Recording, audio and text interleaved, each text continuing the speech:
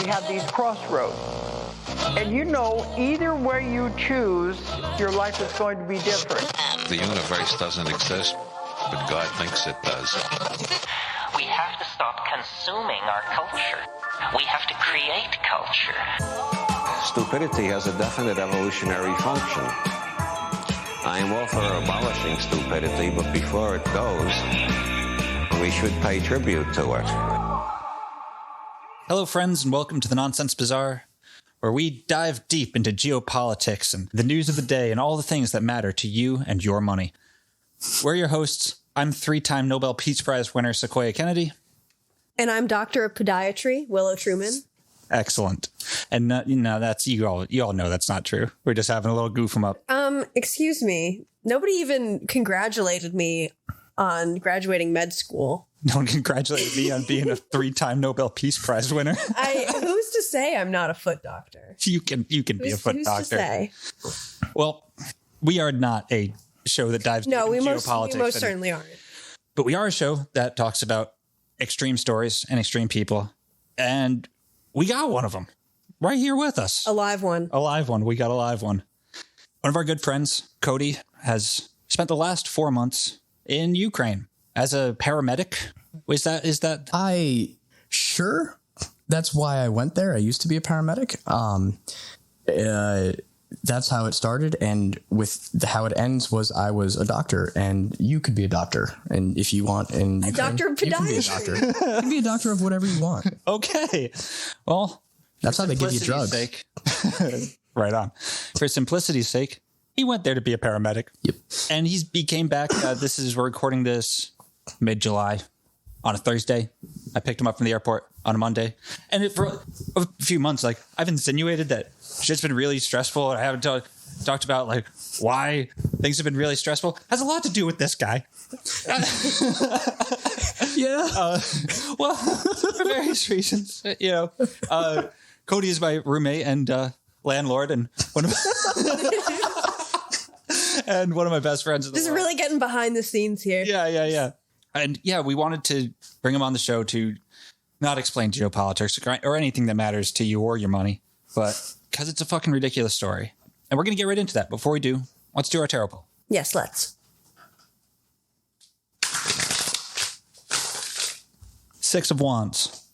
Victory. Nice.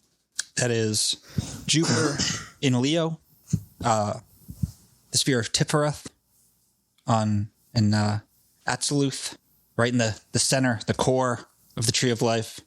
The belly. Tiphareth is beauty, is the sphere of beauty, I believe. It's the soul, essentially. Mm-hmm. Yeah. A fiery soul of a short man in the breadbasket of Europe. Buckwheat. Yes. Yeah. So where should we start? Well, I think. Well, let me say that I was over at my parents' house. I was having a birthday dinner. Yeah, it was the weekend, and after my birthday, I wanted to have dinner for my house. And I got a text from Cody, and he's like, "We got to talk." I just reached to my phone to just double check that. That's kind of where I was going to start too. Yeah. That I realize I remember your response so perfectly. I don't. You can't do that to a person with anxiety. Yeah. Too, by the way, you can't just text them. We have to talk. Well, you totally can. I knew exactly what he was going to say. Yeah. Yeah. And he said, Do you remember your response to No. We have to talk? I do. What was it? The response was about 10 seconds after you read it. Yeah. Just immediately I got the response, popped up on my phone. You are not allowed to go to Ukraine to die in the mud. And bad boy. You're not allowed. I was like, well, honestly, my mom took it better than that, but someone had to say it. Mom said I could, so I'm going. That's fucking funny. She did. And now you were not a paramedic at the time. No. I am currently an EMT Basic, which is basic in education. Yeah. 120, 150 hours of education. I was a paramedic about 5 years ago, if I remember how time works. Yeah, it's about right. 4 to 5 years ago. I got away from the profession just because I was pretty done with it. Yeah. And burnt out. and I've been wanting to get back into it. Hell of a way to do it. Yep. So I'm not a military veteran. It's one of the most common questions people would ask. I did, however, want to be in the military, and I wanted to be a combat medic, and I wanted to do all this stuff. And there's a lot of that energy that really shines through. Yeah. That I just have in my life. And people, when I told them my plans, they said, yep, that makes sense. Because also I've done wackadoo stuff in the past, I'm told. Well, yeah. I mean, you're an adrenaline junkie, and you like extreme situations. Yeah. And you know the type of person that can remain calm in extreme situations. Exactly. Which is, a good thing to know about oneself. Mm-hmm.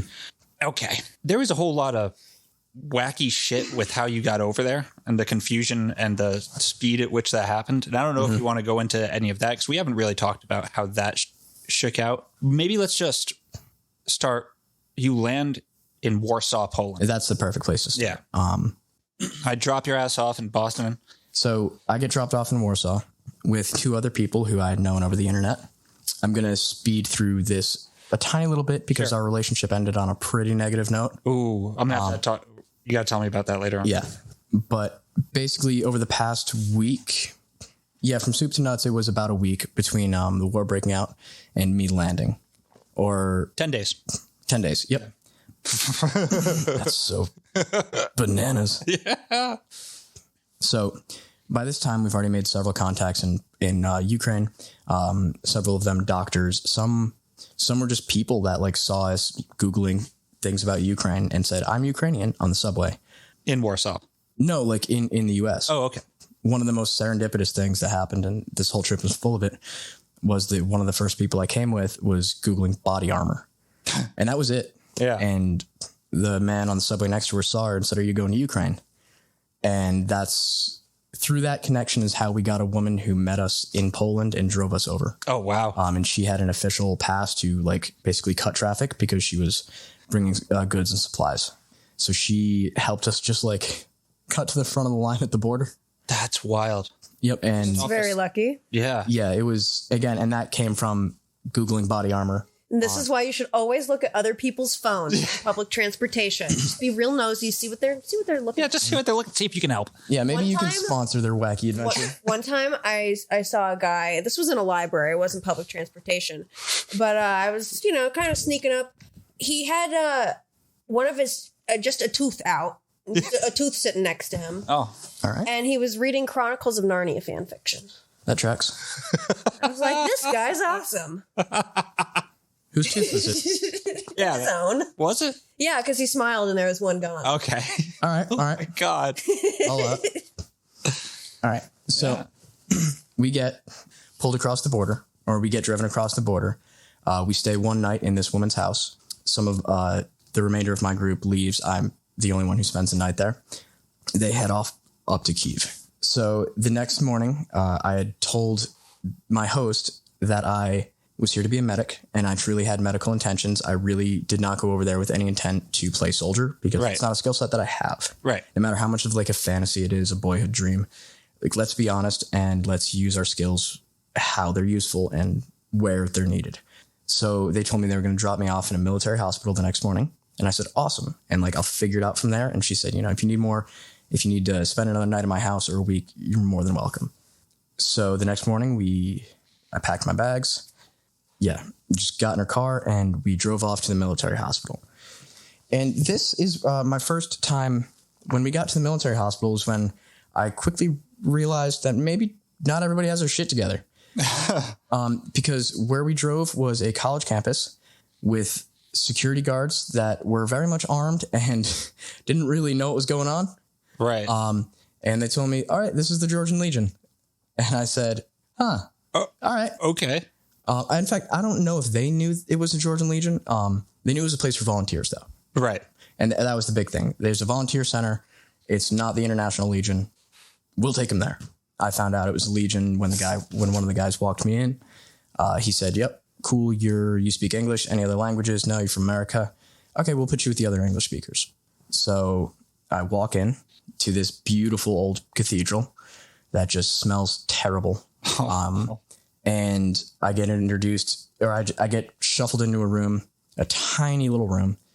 And am greeted with like 5-6 of the most just intimidating people I've ever met. They're all good friends now. Right on. Hell yeah. They were all very clearly like veterans, like combat vets guys who just like, you know, like dudes with like skeletons tattooed on their nose. Yeah. And then running up their arm. It's a look. And I was there also.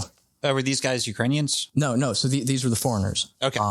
One of them, who I'm no problem naming, was the leader there. His name was Swampy. And yeah, so it all starts with Swampy. He was the cause of the smell. Yeah. When I was there, he accidentally got like a real haircut. So also he looked like a man. You would be like, which one of these guys is Swamp? Oh yeah, that's Swampy. Yeah. Okay. Hell yeah. Swampy is currently running, to my knowledge, one of like the largest volunteer EOD, explosive ordnance disposal things in the entire country. And he, anybody listening should look him up and donate to him. Hell yeah. I know him personally, and those funds are going to be used appropriately. Hell yeah. And that's about the only person I can say that about. If you get a link for that, I'll put it in the show notes. Awesome. So it all starts with Swampy, myself, 30 Brits, and others of various nationalities, mostly Brits. Swampy's Brit. So it all starts in a room with Swampy and the Brits. Most of them are Brits. I love that band. Swampy and the Brits. Swampy and the Brits. Yeah. It's the worst 80s band ever. And my timing could not have been more lucky because I get in, I asked to see like their med bay, like find a place to sleep. It was the floor. I see their med bay because I'm worried. I want to know if there's anything to do. It's a room that has cement on the walls. It's cement walls. And that's the med bay. It's not wood plastered over with cement. No. It's just, yeah. That was also the bomb shelter. It did not look or feel safe at all. But that was fine. Yeah. I got used to that. And about an hour after I get there, Swampy assembles everyone and says, right, so the Georgian Legion is shit and I'm leaving and I'm going to go do this awesome humanitarian project with these guys I've just met. And we're going to try to make this awesome project happen. And the premise of it was they wanted to, instead of fighting, and they wanted to extract kids. Or like pull, basically do hot and cold extractions. Yeah. Which basically means you go in, you grab people who you need to grab, pull them out. Usually it's something that private military contractors do. Yeah. Obviously, the more dangerous, the more pay. So like a team of guys in an armored car goes driving in somewhere dangerous, grabs people, and gets the fuck out. Exactly. Yeah. The goal was not to do it for profit. However, we basically said we will need money for just everything, for the cost of living. Right. Yeah. But we will need money for the cost of living. However, we're not trying to make a profit here. So a lot of people sided with Swampy, and Swampy also said, I'm leaving. We're leaving tonight. And anybody who wants to just get away from this place, because a lot of people had felt unsafe, you're all welcome. You have no requirements to stay with me. Right on. And Swampy was an awesome guy. So later that night, as we're all getting ready to leave, the air raid siren goes off for the first time. For me. And I was, scared because a lot of the people in this area were scared. Yeah. As, one would be in a war so new. They're still bombing that city fairly frequently. What part of it? This was in the west? Yeah, so this is Lviv. Okay. Which is a very western city, the most western city I've been in. Used to be part of Poland, and feels very culturally different. Okay. I don't know if that's hindsight, given that the farther east I got, the more the paint started dripping off reality. Right. I've heard that about Eastern Europe. Yep. Mm-hmm. So the air raid siren goes off. Everybody gets kitted up. I quickly realized that I'm one of the only people without military kit. Right. And also all these guys look fucking awesome. And it was really cool hanging out with these guys. And I was like, man, I'll hang out with these guys because they look cool. So anyways, we leave the goddamn terrifying bunker because we had literally been outside waiting for a van to sneakily pick us up because we were scared the Georgian Legion was going to do something. Right. That was just runaway paranoia. Yeah. And turns out they had this amazing bunker system that some of them had dug. So we all shuffle in there. It's really fun. Everybody's enjoying themselves. Yeah. And then we're all in there huddled up in the dark, making jokes. And I loved it because I had always wanted to do the job that these guys had done. Yeah. And I was like, this is cool. And I looked around and everyone else was like, yeah, this is cool. So I felt pretty comfortable there in the dark. And then out of nowhere, this guy who I became very close with just goes around and starts lighting candles that he had put all over the bunker system. And it was one of the most serene, weird, odd things I've ever seen. Yeah. Huddled up in the dark, and just this Welshman just strikes a match. That's all you see. It's a match head. And he puts it to the wall in pitch black. Yeah. And lights a candle that he somehow remembered he put there. That's wild. And he just walks around and does that all over this tunnel system. Eventually, we get out of the bunker because the honest truth is the air raid sirens get pretty boring. Yeah. And you just kind of get over it. So we get out of the bunker. We cram 30-something people into a single van. Whoa. Yep. Okay. We begged the driver to take 2 trips, and he was like, no, it'd be fine. It's silly Americans. Get in the car. Okay. We drive somewhere else in the city. We wind up in a basement. That'll be a motif. Basement to basement. Basement. Yep. Basements are a motif. Yeah. We're in a basement right now. We are. This is not this sort of basement. Yeah, no. Couple key differences. Yeah. The basements get worse, by the way. Basements get worse too. Yeah. So 30 guys in, it was the bottom of an apartment complex. And we were in the hallway. So yeah, we stayed there for about 2 days. Everybody's trying to formulate a plan. They were trying to get a safe house. In that time, I started to get to know some of the people I'd worked with throughout my entire time in Ukraine. Turns out I was one of the only Americans who knows how to drive stick. So I wound up working with some of the leaders, and also everybody loves the medic. That makes sense. I've been told that. Yeah. I understand why, because I was one of 2 medics. The other one was a medic who... like, there's a really specific visual image I want to impart. Back up to the Georgian Legion, I was there for a couple hours. So I walk around meeting people, and because there are no rifles, they're sending people to the front with no rifles or no bullets for their magazines. People are training others how to use them in case they get one. And as I'm told, yeah, we have another medic. It's him over there.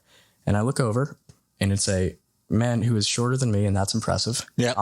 Teaching people how to suicide charge an AK. And it's called a suicide charge because what you do is you pick it up by the barrel and you slam the butt on the ground, and it charges the weapon. Now, if you picture that in your head, the buttstock goes between your legs and the barrel's pointed right at your face. Oh my God. So, things can happen. What? It's stupid. Yeah, it's kind of dumb. No, it's really dumb. And it's a really irresponsible thing for a non-veteran to start training. Yeah. Like, hey, here's how you charge an AK and make it look cool.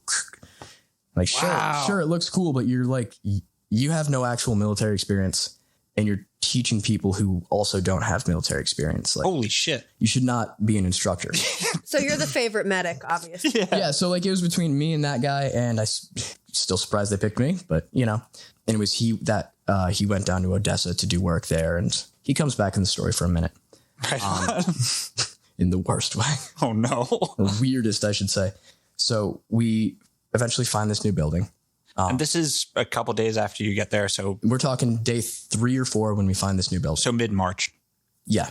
And you're with Swampy and the gang now. Yep. Swampy and the Brits. Yep. Yeah. Swampy and the boys go find their new house. God, that sounds like a sitcom title. Everything Swampy and the boys buy a house. About the war in Ukraine so far sounds like the darkest comedy. Yeah. Yeah. Yeah. No. Yeah. That's a good read. There are things I made sure to text you or tell you right away, so that it's not like, hey, in 3 months, 4 months when we see each other, Cody's just making up random stories again. There he goes talking about the crane. Here you guys talking about Swampy and the Brits, whatever that is. I had always wondered how I'm going to start this story, and I really would love to start it with, so there I was doing nothing special with Swampy. Like, good line. Yeah. Eventually we find a safe house. It was like a perfect safe house, away from the center of the city, still close enough to be relevant, and had a lot of room to expand. It was 2 stories. We start running operations out of there. Not running operations. We start gathering logistics, gathering supplies. In the meantime, Swampy is also running a He's getting donations of medical kit, and we're making out IFAKs to send to the front. IFAKs, an individual first aid kit. Okay. It's like a standard med kit you'd see a soldier carry. Yeah. And we're using really high quality stuff. So Swampy was able to pull some really awesome donations. Oh, yeah. There were also several other people in the house who were heads of organizations. And some of them, I'm not going to name any of them. They're the ones who were heading up the project to, like, the extraction project is what I'll call it. Yeah. And as time went on, and I say as time went on, like 3-4 days, there was definitely this little rift. Some of the people who were in the house really became clear to everyone else and also themselves that they were here to soldier. They wanted to fight. Yeah. Extractions sound very cool and noble, but it doesn't seem to be manifesting. So everybody's getting kind of itchy feet and itchy trigger fingers, I guess. So some of them start to break off on their own. As they do, a group of them, we were approached by a man called Obi-Wan, because that's what we called him. And Obi-Wan was leading this group of people, about 5 or 6 other people. They had wanted to all spread up and do their own, active, aggressive military thing. Yeah. An important note that on the day that we all arrived was when Russia had sent a missile to hit the International Legion base in Yavoriv. Yep. So that was fresh in everyone's mind, which is the biggest reason we didn't go there. So they basically say to me, hey, Cody, we think you'd be great for this. We want you to be our medic. And I say, okay, with I have no military experience. They say, that doesn't matter. We'll teach you. We'll train you. You look squared away. I don't know how they thought that. I mean, you told me about the other guy. Yeah. Well, yeah. And exactly. Right. So yeah, there you go. It was between me and Suicide Steve. Yeah. So they invite me out there. I say, I will need, I think it was like 48 hours to think about it. One of the other leaders of this house, one of the other leaders of the other organizations, really sensed the rift, sensed that this Obi-Wan character was starting to pull some people in a separate direction, and gave a lot of people an ultimatum. He said, look, I'll help you get jobs elsewhere, but I'm going to ask you that if you're not going to be part of this project, that you step out. Yeah. Which was fair. And honestly, I do respect the guy. I like the guy. I think it was a power move. I think a lot of people saw through it, but in asking for that 48 hours, I was separated from Obi-Wan and the gang. Later that night, the other head, we'll call him the Tiger, as half his nickname, he asked me to go down on a mission to Odessa. Leaves right in the morning. Big surprise, because he had known I was getting itchy feet as well. I say, all right, great. What do I need? The plan was to go down to Odessa in the van, meet some people, be back within 48 hours, and carry on from there. The next morning comes. We all get our stuff in the van. We leave right on time. It's a 7-hour car drive. It took us about 36 hours. Damn. So the van would not stop breaking down at all. Oh my God. Fuck. Cars were a major issue. Yeah. In Ukraine. Taxes make it almost impossible to buy one. I mean, nobody knew that when we were there or when they got there. The move is totally to buy your car in Poland and drive it over the border. Just a little tip for anybody else wanting to have fun. Don't go to Ukraine. So yeah, there were huge problems with that. And the entire time I'm in contact with one of the members of the group, Griff. And Griff and I are texting back and forth. He's basically telling me that what Obi-Wan had offered was way more than it initially sounded like. They had meetings with someone in the UN building. Oh, wow. Top floor. And he sent me pictures. And so now you're like, crap, I'm in this broken down car. Yeah. It's like, oh no. Damn. Shit. And the straw that broke the camel's back was we eventually made it to Odessa. And I had we just passed out because it was so late at night. Yeah. We made it to Odessa. And the next morning we go for coffee. And we're on the beach and it's beautiful. And, there's refugees because it's Odessa. It's being missiled. And, it's Ukraine. There's Odessa's west, but on the coast. Exactly. On the southern coast. So that's, yeah. Mm-hmm. And Russia has complete sea dominance. Yeah, exactly. Actually, they don't. And that's just pretty interesting because Ukraine doesn't really have a navy. And they still can't hold the sea.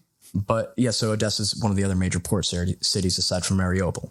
So there's heavy pressure on Odessa. And these guys, I still cannot believe it. They walked past refugees like sitting on the beach. Like, I mean, you know, the look of somebody who's just at the beach staring into the sky or just off into the distance, like thinking about whatever, how insane their life is. Like, we passed people like that who were just looking lost. Yeah. And then this guy turns around and says to all of us, he's like, all right, now let's moon the Russians. Oh. And like, you turn around and face the shore. Yeah. All these guys did. So you're facing all of these people wondering what the fuck is going on in this world. Yeah, I volunteered to take the picture. Yeah. Because I immediately said, I'm not doing this. I'm not having any part in it. And I'm certainly not going to ever let it be recorded. I'll record it, though. Yeah. No. And I have that picture on my phone because it's just one of the most insane pictures I've ever seen of these guys. You're like 13 of them turn around, face all the refugees, and just like look at them and then moon the Russians. I don't know. Mooning the ocean. They mooned the ocean and then cheered and high-fived. Could you see any Russian ships? No. No. So they're just mooning the sea. We just want to stick our butts out. Yeah. Yeah. They're, I don't know, maybe they were just like sad. And they're like, you know what'll cheer everybody up? Pulling our pants down. You know, it works sometimes. Well, as I'm telling you this, I'm remembering that like this was a common theme with this guy. He loved the pictures, the PR, the everything. Right. And I do want to say he did have good intentions and he did do a lot of good stuff eventually. And his resume is very impressive before Ukraine. However, this is another example. We had a truck full of the supplies we were going to donate and honestly, like kind of like barter with. Get down somewhere and say, hey, we've got this. Do you need it? Do you want it? And just to really open a conversation. Sure. Because there were NGOs everywhere. So we'd stop at a checkpoint, and any checkpoint that was giving us trouble, and nobody gave us trouble, just some people took longer to check our paperwork. He would get out and give them like a helmet. But he's like, by the way, guys, hey, you want this helmet? You know, a lot of brand new volunteers, recruits, they haven't the logistics there to really distribute items. And he'd get out, but he'd get out unprompted and aggressively. He'd just slam the door up. Make a big show of it. Yeah, we would. He was a fucking showman. And like every time I just in the car, just looking at this man, just like, what? And at one point, one of the Brits looks at me at this particular time. We pulled up to a checkpoint and there were just several cars in front of us and that was it. And he gets out and like, number one, don't do that. There's like a lot of people around with weapons who are all very shaky. Right. A lot of these are volunteers who like it fucking might be their first day on the job. Right. And they just see some dude getting out of his car and just like arms up, speaking a language they don't understand. Jesus. And he didn't even learn like hello.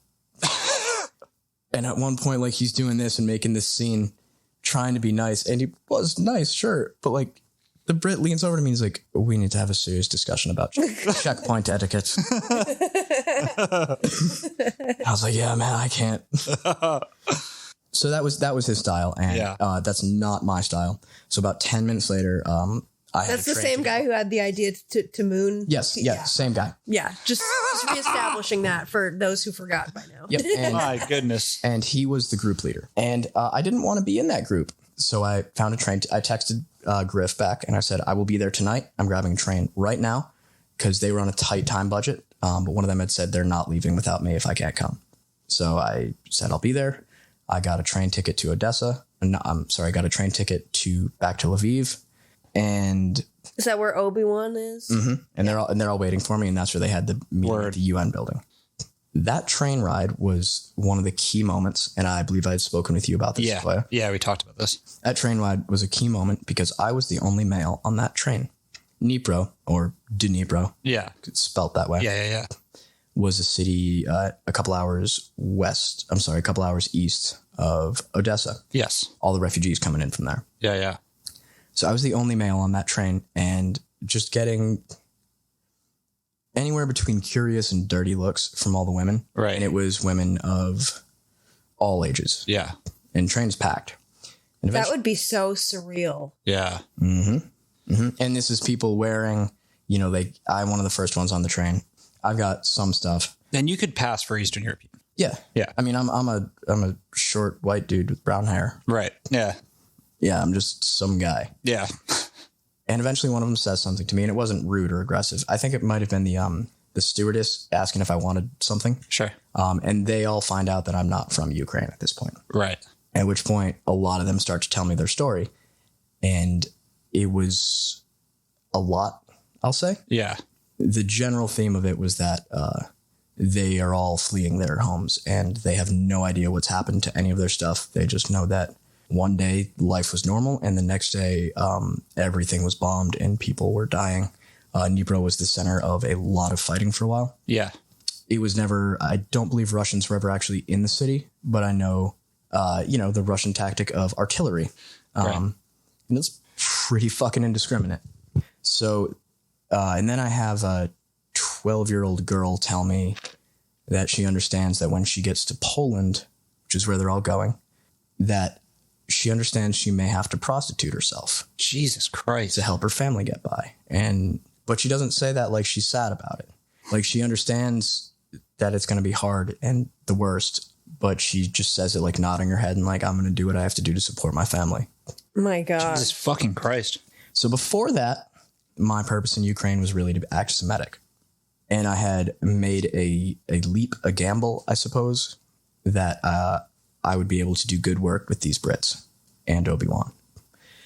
After that exchange on the train ride, I still was there for humanitarian reasons. Yeah. But my views on what humanitarian were a little shifted in that, yes, I could help treat these people or others who were injured. But if I can help others kill the people who would do this in the future and keep them safe to prevent this, then I should do that because prevention is the best medicine. Yeah. I mean, I can imagine that. I mean, if I'm angry hearing about it secondhand. I'm full of fucking rage. I can't imagine what it's like to hear that firsthand. It's weird. Yeah. Yeah. It's weird, especially with the broken English, like that made it so much more, where are you going? West. Poland? And just like nods her head. Yeah. And then just like an empty, sad shrug. Yeah, because you don't know where you're going. Yeah. There's no real destination. Mm-hmm. Yeah. It's just one foot in front of the other. Just trying to make it to the next day. For fucking nonsense reasons. Mm-hmm. I will say that all stories from Ukrainian refugees that I've spoken with have been really good. Excuse me. Europe is doing great. Hell yeah. To take care of people. I know several that don't want to go back to Ukraine because Barcelona is just lovely.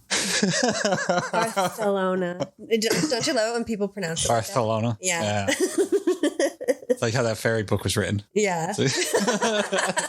God. You're on the train. You're Yep. going to... So basically, I get off the train energized because these people are... Yeah, you're bloodthirsty now. Yeah, they're fucking fighters. Yeah. Yes, I absolutely am. Or I was going to say was, but I feel like I still am. I'm still coming down, cooling off from all this. And I get off the train, and it's super late at night. We have to wait in the train station, but I get met with by two of the people in the group, and just the biggest hugs ever. And I felt real cool at that point.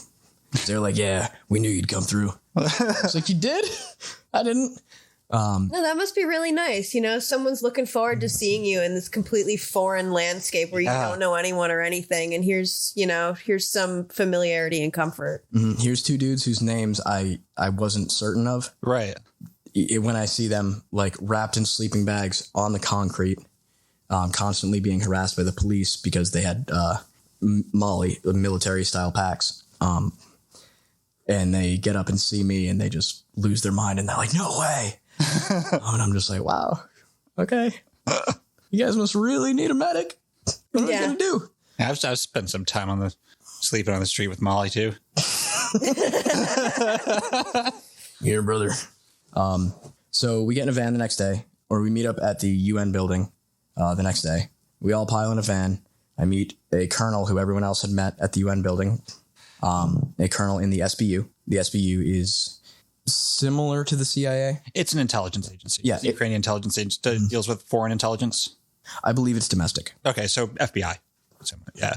Yeah, that would make the most sense. Just want to say right now, like, it's not a parallel. Right. Nothing in Ukraine is, if you're from anywhere west of Ukraine. But yeah, think FBI.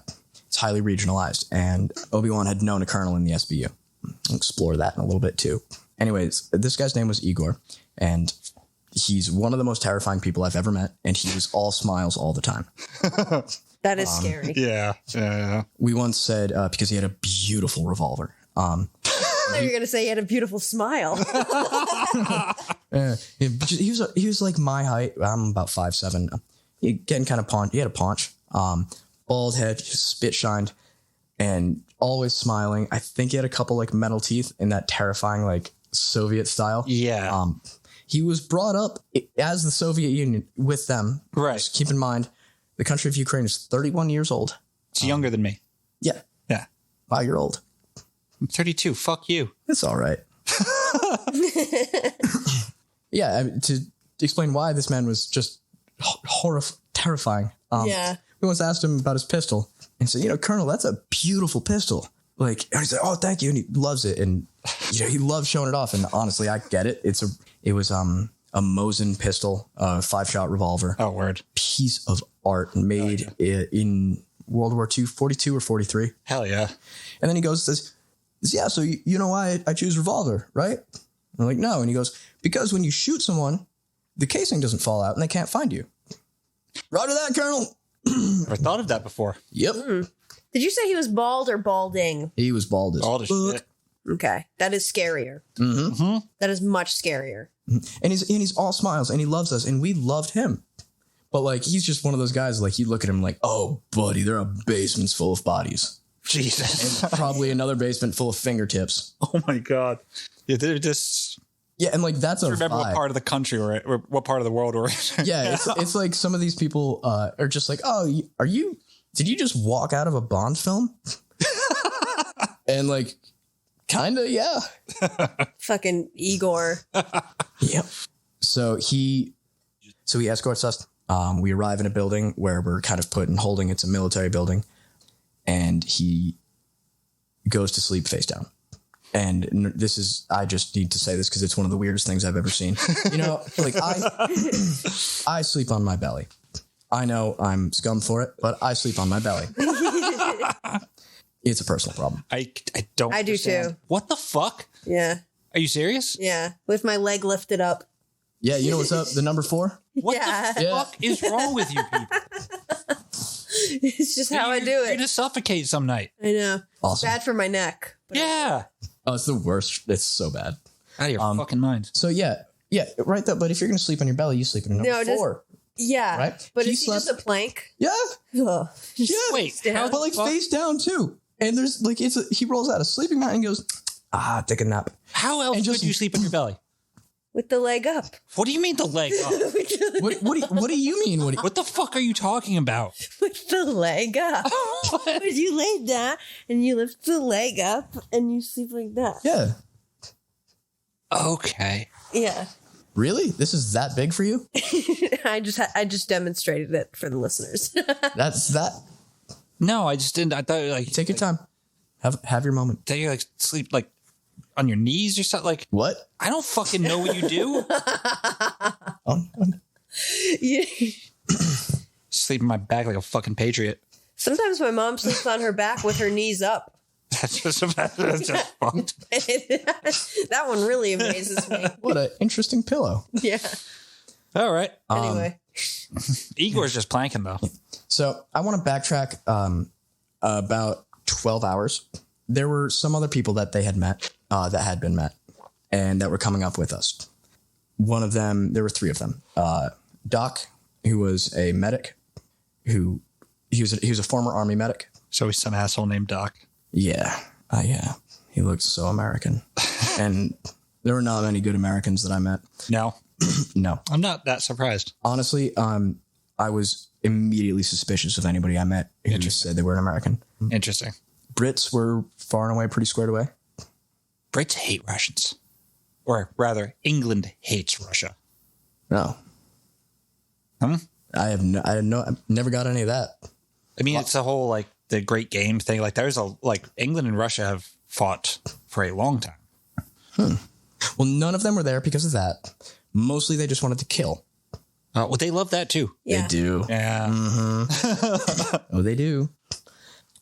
So some other guy who's like in his 50s was a recently retired firefighter and a former helicopter something. Not pilot, though. He just got divorced and he was like, fuck it, I'll go over. Yeah. So like my introduction to why he was there was, shut up, don't ask too many questions. He's bankrolling us. Exactly. Exactly. Yep. So that That was a rough divorce for him. yeah. Actually, yes. He'll never love again, so he doesn't care. Throw all of his money at this. It's him, and that's what I was told. And as soon as they told me that, I was like, oh, sorry, I'll shut my mouth. Absolutely. Yeah. And then some other guy from Denmark, I believe, who was a helicopter linesman, I think. So the first night, everything's closed because there's a curfew. It was 6 o'clock at that time. So we sleep in an auto parts shop because somebody knows somebody and just, hey, can we stay at your place? Sure. The police come in because it was in the main strip and somebody saw a bus full of people with military kit and gear get out and hurry into a shop. Yeah. Of course, like It's going to cause some suspicion. yeah, totally reasonable, totally understandable. Yeah. And What are y'all doing out here? so, long story short, they're there. The police come and they're there for like an hour and a half, 2 hours, and it wasn't comfortable, but like it was totally fine. Yeah. It's very Eastern European. So, just it was very much a machismo game, a little bit of that, a little bit of power play. People want to, see whose dick is bigger than whose. And that's how a lot of it was. And Yeah, that's the whole thing, isn't it? I know the whole thing. It's the entire thing. It's just everyone forgets the balls. Yeah. Shame. So the next day, we see these guys, the three others, and they're just like packing up their shit. And it's really funny because we had relentlessly made fun of the helicopter pilot mechanic because he was so scared when the police were there. The one from Denmark? No, he didn't say much because he's, I don't know. Yeah. But we had made fun of the helicopter mechanic really mean. Like he went to grab a candy and one of the guys, Griff, was like, "Are you sure about that, fat man?" Oh. And like the guy was like, "What? Respect your elders?" And we're like, "Oh man, just playing." So they were just not nice to him. Yeah. They just really didn't respect him, and frankly, neither did I. So the next day, they're all packing their stuff up, don't say a single word, and then leave. So like that comment about the candy really hurt my feelings. I'm going home. Mm-hmm. Well, Wow. He had also gotten into an argument with someone about a helicopter being able to outrun a javelin missile. And he got into it with a javelin missile operator. So, I mean, I'm an idiot. Even I know a helicopter's not outrunning a javelin missile. yeah. He probably should have gone home. Yeah. Oh, he totally should have. And he was one of those people who you look at, and even so far from the action, it's to look at them and say, "Why are you here?" Yeah, what are you doing here? That was a big thing. And it's one of the reasons I will keep mentioning and did mention to everyone there, like, I'm not former military. Right. I love that I'm here. I love that you have me here. But I just want to be upfront, like, I'm not former military. So if you are uncomfortable with me doing any of this stuff, please let me know. But this guy had no real skills. Him, the Dane, and Doc Rotate, we call him Doc Rotate because he always said rotate. Him, the Dane, and Doc Rotate left the next morning, and it was really funny. Then we just go over to the military base. The colonel sleeps on the ground like a psycho, listening to propaganda radio. Face down? Yes, face down. Yeah. Like a plank, just a plank, like a demon. I don't know. Like, I don't know, some sort of eldritch slug. So yeah, he's doing that, listening to propaganda radio, full blast. It was awesome. Lunch was served and we were all scared to wake him up. So we drew straws. We go to wake him up. "Hey, Colonel." And his face just shoots up. He just goes, "Yes." He's been awake for half an hour. He's been listening to everything. He's just, "No, I go back to sleep." Roger that, Colonel. So we meet a guy who becomes our translator. He was a wonderful human being. And just to kind of kick the next little bit off fairly quickly. And this is what, like April, early April? This is Mid-April? 8 days in. Oh my God. Yeah. Okay. Yeah. So things really do have a tendency to move, Yeah. sine wave very fast and then just slow out. Yeah. And so that was a lot of fast movement. Then it was very slow. The premise of what they were doing was standing up a new army unit. That was going to be a Ukrainian unit that was all foreigners as opposed to the International Legion. So Ukraine is all paperwork. Yeah. And it's all stamps. And it took a long time. Some of the members left. While we were there, they put us in a hotel. It was the most amazing hotel I've ever stayed in. Is that like old Soviet No, opulence or like? no. It was like you would love to stay there from the outside. Yeah. It's like 10-foot high. What do you call it? Like Lincoln log fence? Around the whole thing. It's like 200 meters across by like 400 meters wide, fencing off this area. There's all log cabins inside. They're all beautiful. Oh, wow. Yep. Looks gorgeous. We walk around the place. There are swans. They attack us. The toilets just like sometimes didn't work. The bathrooms, like if you sat on the toilet, which did not have toilet seats, if you sat on the toilet and turned the shower on, you would just take a shower. And honestly, I'm kind of down with that. Shower and shit all at once. However, Efficiency. the drain was on the highest part of the floor. What? Yeah. Okay. Yep. So none of the water ever drained. What? Mm-hmm. Why? Okay. Who designed this? It's a real artist. Yeah. There was just Thinking outside the box there. there was very clearly cum everywhere. And about a week into our stay, the toilets, when you flush them, it just came up through the showers. So that was the shit hotel. That's what we called it. Beautiful, but full of poop. Yep. They moved us somewhere else to a different hotel. Actually, no, I'm sorry. At that point, let me back up a tiny little bit. All right. So that was the shit hotel. During our stay there, Obi-Wan had brought on a new member. And by this point, we had started to kind of question Obi-Wan a little bit, which is fine. You should always question your leaders. Yeah. Take note, question your leadership. Good leader is always comfortable with it. He was very uncomfortable with it.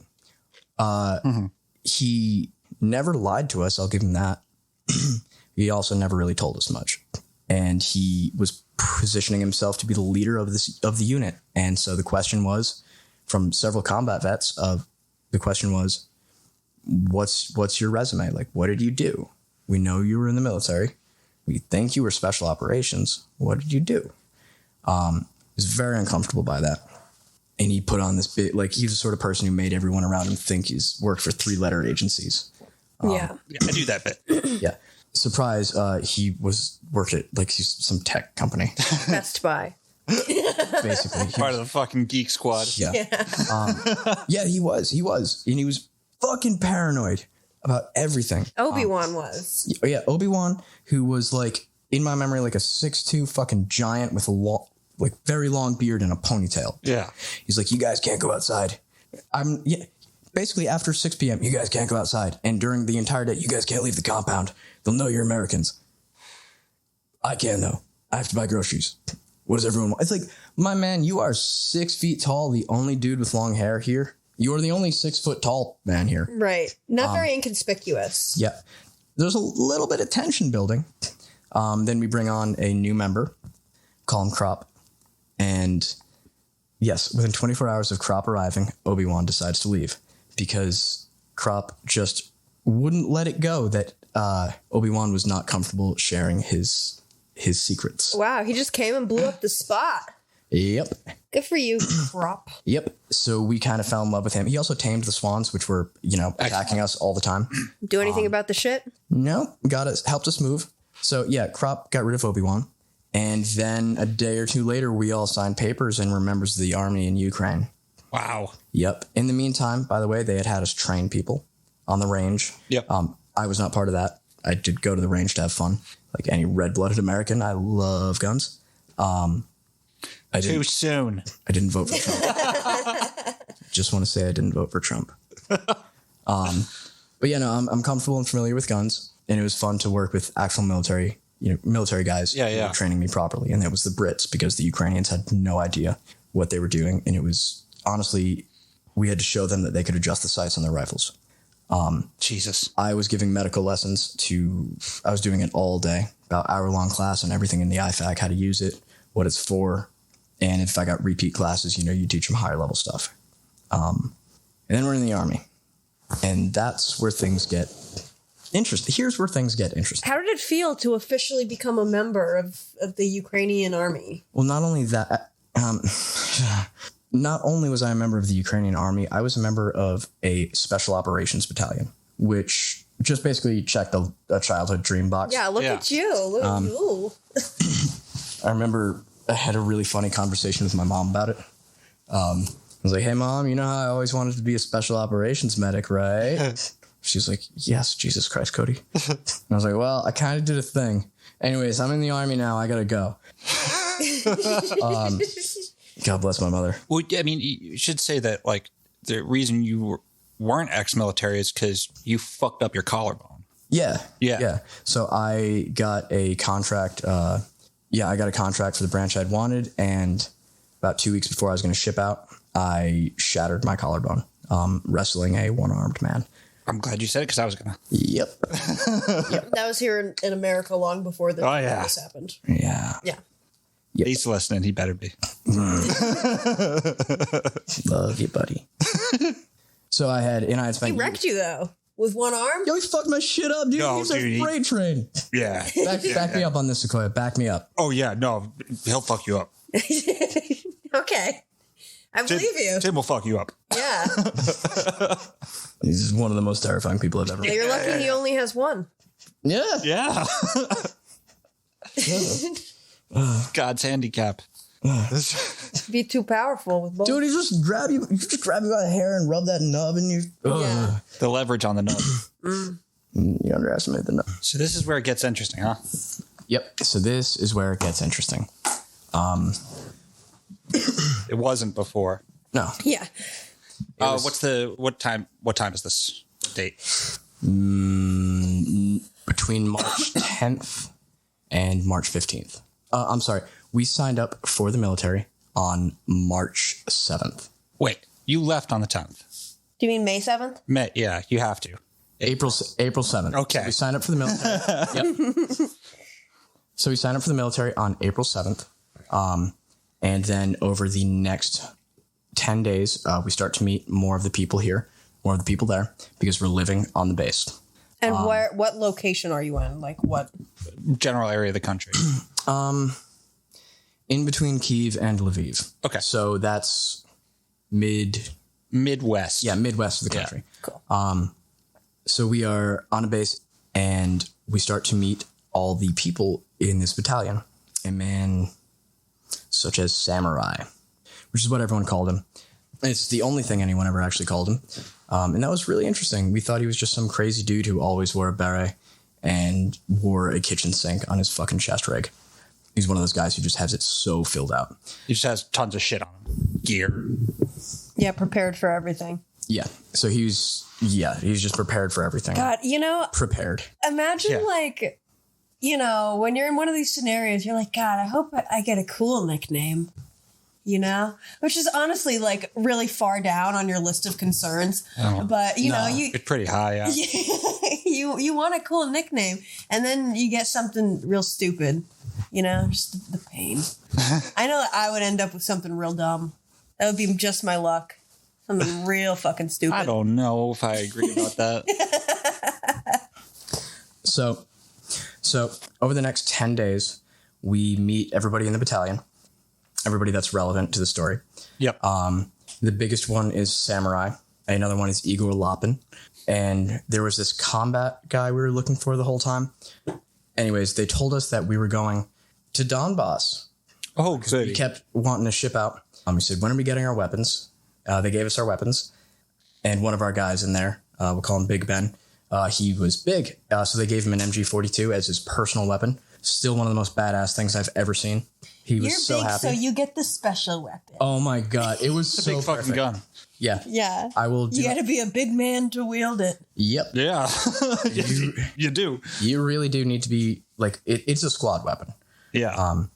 So they give us our weapons and we fall in love with it. And then they get us in a room and they say, okay, we know you guys want to ship out, go get some action or whatever. We're going to Donbass. And we go, okay. For those of y'all that don't pay attention, you can also think of Donbass as the shit. That's where the shit is. Yep. But Donbass is also a region. Right. And it's not an oblast, which is what they would call like states. Right. Donbass is just a region. It comprises of several oblasts. And it is part of the area that Russia invaded in 2014 in the first Udan. So they inform us we're going there, and we don't really have any idea beyond that. Coming to the day before the trip, we have a debrief. At this point, I want to just say that we still think Samurai is a quartermaster until this debrief. Quartermaster being a guy who gets stuff. Yeah. We would say, Samurai, we need this. Yeah. And he'd get a drone. And he's like, that good? Yeah. Can you get thermals? Gets us thermals. Right on. That good? Like, yeah, that's awesome. Because we had positioned ourselves, we wanted to be a recce team, reconnaissance. Yeah. Because several of the members of the team had training in that. So we have the debrief.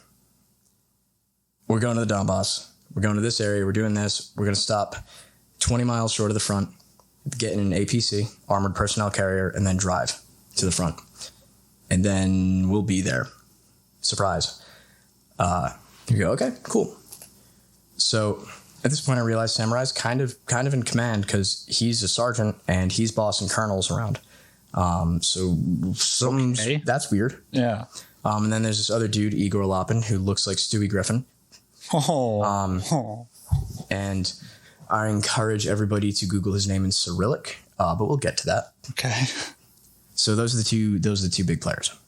As we're getting ready to leave, 2-3 days before we leave, a bunch of foreigners start showing up, and we're working with them as well. We're kind of over it because we're leaving for the fucking Donbass in a couple days. We pile onto this bus, or we put a bunch of shit onto a school bus.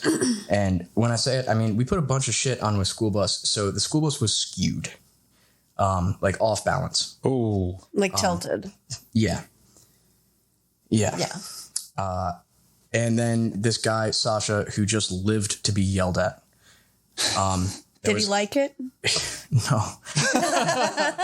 He was just some poor electrician who Samurai just took out all his frustration on. You could say something Samurai didn't like, and he'd look at you and nod and be like, okay. And then he'd turn to Sasha and just start screaming. Yeah. And Sasha was like, oh, okay. Meanwhile, Sasha could tear the man apart limb from limb with his bare hands. Sasha drives the bus. must have liked it. Yeah. Sasha drives the bus.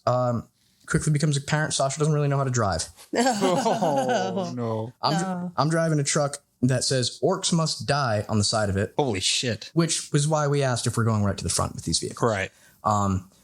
And 3 of the big drums of gasoline in the back All right. that are just kind of like Just chilling. strapped down, I guess. Hell yeah. Yeah, smoking cigarettes. Yeah. Yeah. I think every car had 3 cartons of cigarettes in it, and I stole a lot of Red Bulls from the base. So Excellent. yeah, we stop over. Gives you wings, I heard. Yeah. Need them. So we stop in Dnipro overnight. We stop in Dnipro overnight. At which point Samurai says the trip takes forever because Sasha can't drive. He keeps almost crashing the bus or getting it stuck. Jesus Christ. And we stop in Dnipro. Samurai gets all of us out. He says, men, I'm on, the reason for this trip right now is not for you. I know you wanted to come. The reason is because I have secret documents that we need to deliver to the front. Holy shit. And he shows us a binder and he's like, I'm serious and I'm going there tonight on my own. I need someone to come with me. And Griff and Big Ben, they're just like, yeah, I'm in. I mean, I wanted to go too. Yeah. But, these guys have relevant experience. But you realized why he was able to get you the tech, the gear you needed. Yeah. In that moment. Yeah, it just made sense. And he just seemed like a guy who knew everyone and just knew how to make things happen. And that's really what you need. So they escort these secret documents all the way. And we're in Dnipro, just in some hotel or something. The air raid siren goes off at 5 a.m. It's one tone and it doesn't go up and down like most air raid sirens. And we're a block away from it. It is the most insane thing I've ever been part of in my life. Was just that air raid siren after hour 6. Is it just constant? Yeah. It doesn't beep on. It was constant. Oh yeah. my God. Yeah, I have a recording of it. And like in me talking over it inside, I had to put my ear protection on, and it was still a lot. Oh God. So we eventually leave. We meet up with the guys in Donbass, and there's no armored personnel carriers. We're not at the front. I'm not going to say right where we were. We're relatively close. And we get there. We help unload the bus. We look at all the people around us, and we go, okay, you guys are like farmers who like were farmers yesterday. Yeah. And we driving through, like they look like the people in the Donetsk Oblast who were just farmers who, when we drove through, would come out of their houses and just stare at us. Yeah, yeah. Angrily, blankly. I don't know, but these are people who every 30 years survive a nightmare. Right. Right. And we're going through to be part of another nightmare. And these were like those people. So we get there. We are still under the impression that we're going to be a recce squad. Yep. So we start making plans. We say, all right, we need to go to the area where we're operating. You know, I said, great, we can do that tomorrow. We unload our room, or we unload all the ammo and extra weapons, or all the ammo and rockets, and they're all stored in our room. And it was just that was one of the coolest feelings of my entire life, was sleeping in a room with like 9 various RPGs, several thousand rounds of different types of ammunition, and just us. Like, that was cool. That was super cool. Oh yeah, and like boxes of grenades. I wouldn't have been able to sleep. Why not? They would blow up. I'd be scared of it blowing up. So you would never know. Yeah, either you'd be scared or you'd feel the safest you've ever felt. I'd be terrified. Yeah. Here is a picture. Oh my. Mm-hmm. Yeah. So the picture is of just all of our weapons stacked up in the room with a flag behind it. Again, one of the coolest feelings of my entire life. Basically, so the next day we get to the hill, and it's a very interesting day because we get to a hill. We get to the hill, the only hill in how far? I hear you wonder. It's the horizon, the only hill on the horizon. We are less than 100 miles away from all of the largest fighting currently going on. Yeah, like this part of the world is flat and empty. Mm-hmm. And, you know, you can't hide behind trees. Yeah. Yeah. Yeah. And if you're on top of a hill, you're the visible thing. Yep. So we get to the hill. And I don't know if anybody knows what Live UA Map is, but it's something that's, I believe, open source updates for things going on in certain regions. And we would check that all the time about, hey, what's been hit? You know, it's much easier than checking the news. And I could open that website and stand on the hill and just see the smoke in the distance if I had binoculars, and just say, oh, that's that strike. Yeah. Holy shit. But it was like 40, 50 miles away. So it wasn't like that close. So we're up on the hill. We're told that our job is to defend the MSR, which is main supply route. And the hill, this road on the hill goes right to the horizon. We're to defend that road. And, you know, the enemy's going to roll up with tanks and everything. But, okay, so what is our weapon range? Okay, sure. And what are the range of our weapons? Yeah. This is a far ways off from like being a paramedic at this point. Oh yeah, I forgot about that. This is really far from that right now. So the group's questions, you know, the guys get up there and they're asking about the range of the weaponry, and I'm taking note of all the ways to evac people. Uh-huh. Yeah. And hey, is there a place here that we can either dig out or build something for a field hospital? Yeah. Okay, does anybody here have nope, okay, it's just me. And one ER doctor who's back at the base. Great, but she does, you know, so I'm very likely going to be put in a transportation situation, which I'm very comfortable in. Yeah. So these other assholes driving cars, like, you're a good driver. I've seen you drive. Mm-hmm. Well, so Griff was also a personal security driver. So eventually he and I planned that that's what we would do. After a slight falling out with Samurai. Oh, is he he's that one. Okay. Yep. And Igor Lopin's the other one. Oh, Samurai is the picture guy. Yeah. Igor Lopin's the other. Yep. Gotcha. So as all this is happening, as we come to find out that our weaponry has a range of 500 meters and a 50 cal that doesn't work, and the enemy can see us 40 kilometers away and hit us at their leisure, we start to say, hey, let's go do the recce thing. Because like, this is fine. But like, we set up ambushes. Like, please, for the love of God, like, show us a map. Because we hadn't seen a map either. Jesus Christ. Eventually they let in, they humor us, which is totally the tone. One night they make a big scene of showing us this map, and it's just a map. And it was also the secret document that had to be delivered. It was a map? It was a map. What the fuck? Mm-hmm. Yeah. Are you sure you were in Ukraine and you weren't just like, are you sure you're not just sleeping with Molly on the sidewalk now? That was such a common refrain. Like, there were just so many moments of like, man, like, what? Like, is this like, real? am I just high as fuck? Yeah, no. 'Cause that's insane. Am I in a dream right now? Yeah, that sounds like a dream. Like, the secret documents are a fucking map? Yeah, it's a map. All right. Yeah. I believe, I don't want to misspeak on the ratio the map was, but it was about 8-foot map. Either way, much of the stuff that... It's like a big map. Yeah, and what they were using it for, you could literally have used Google Maps for. So then it makes it feel like it wasn't even about the map. It was about the... It might not have been about... It was about the transportation of the secret document. That was the map. That was the map. I know, but like, what it wasn't about what was in it. It was about, I don't know. Maybe there was a... No, man, shit's fucked up. They just needed a map. So weird. Yeah. That's just You're so right. weird. Yeah. It's fucking terrifying. Shit. So it was this whole big production to show us this fucking map. And then they show it to us for 5 minutes and then say, so what are your plans? And every single plan that we made, they were like, no, you can't do that. It's stupid. And they're like, you sit on the hill. That's what you do. It's like, you told us we could be reconnaissance. Why do you get us fucking thermals and a drone? And then throw a tantrum and we're like, let's go just forward. Yeah. Defend the bridge. Okay, we can rig it with explosives. With people who know how to do that. So things are coming to a head because we were also told no trenches, absolutely not. And lo and behold, there's trenches up there. The Ukrainians up there, bless their cotton socks, have no idea what's going on. They're all terrified, and understandably so. Their leadership is garbage. But they also have no weapon discipline, for example, NDing, negligent discharge, accidentally firing your weapon near someone's head. That was common. They were there. They volunteered. And they showed up, and they were there, and they were ready, and they were scared. And that's, we're willing to move past that fear. Yeah. And I cannot say enough good things about that. But they had no training. Right. And they were the people we were supposed to die next to. And we were actually told, your job here is not to do reconnaissance. Your job is to die next to these people. It will make them brave. What the fuck? Yeah. So this was around the same time. There were a lot of arguments, believe it or not.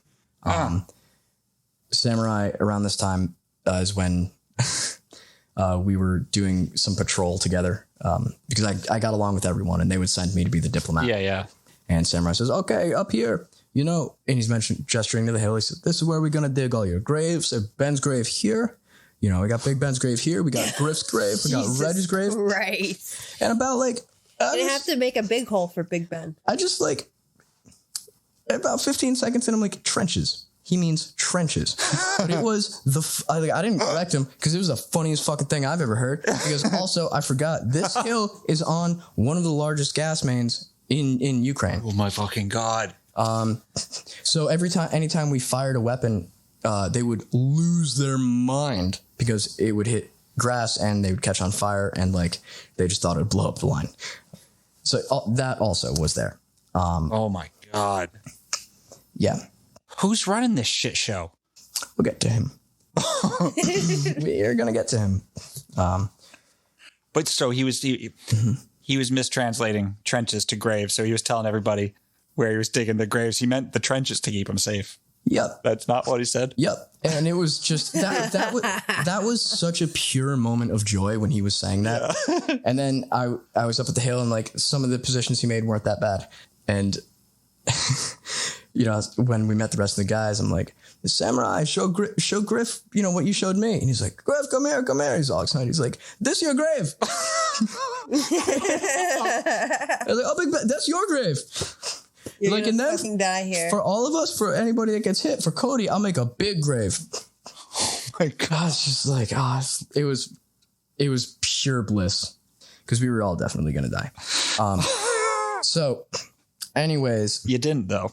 Yeah, this is also the same time and place where people were you prepared to die? Yeah. Yeah, I mean, I guess you would have to be. So to make that risk. I was prepared for the fact that I could die when I went over there. Yeah. The mental state I was in, like I was still hesitant about dying. That's such a weird thing to say. At this point, I was still, I was considering my options. I was a little bummed out about dying at this point. Yeah. In the like, future, this would be a sucky way to go. Yeah. Well, also, and it was the people you're with, because like this is also around the same time that I had noticed Samurai kept mentioning Nazi stuff. Like, hey, I'm not a Nazi, but check this out. If you have to say that, Yeah, it ain't looking so good. Yeah. And then Samurai posted a picture of our location on Facebook and Instagram. Jesus Christ. With several landmarks, like very visible and notable landmarks. Holy shit. And I just checked before this. It's still up there. And like we made sure it was a thing to everyone. Wow. What the fuck? Yeah, because believe it or not, we stopped working with him. Yeah. 3 of us decide to leave. There are 5. Yeah. 3 of us decide to leave. The 4th says, I'll go if the other one goes. Yeah. But I'm not going to leave him alone. And the other one didn't want to go. I think he was going through some stuff. I'm not going to speak on that. Sure. I'm not going to speak on his behalf. Sure. But he was just very comfortable dying there. And the rest of us, we had all said, we're not scared to die. But not here with these people. Yeah. The 4th guy who said he would leave if Reg had left. Reg's the guy who stayed. He basically said in like one of the single bravest things I've ever seen, because it's that cool, calm, calculated bravery. He was like, we told him, like, Crop, like, what's going to happen, right? And he said, yeah, I know, but I'm not going to let him die alone. And we just all, like, the rest of us just kind of like, fuck. Yeah. Yeah. Jesus Christ. So I say I have a come to Jesus moment that night, and I say I can't leave Reg without a medic because I'm the only medical trained person. Yeah. The other one's a doctor, but pre-hospital medicine is different, and he's my boy.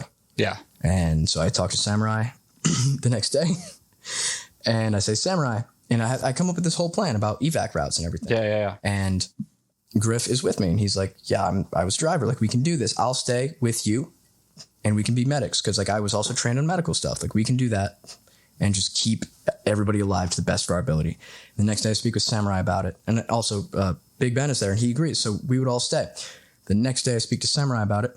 And I say, Samurai, I would like to, stay here. 'Cause, instead of leaving like I'd like to stay here and work in the hospital, but also do medical evac when this place becomes kinetic.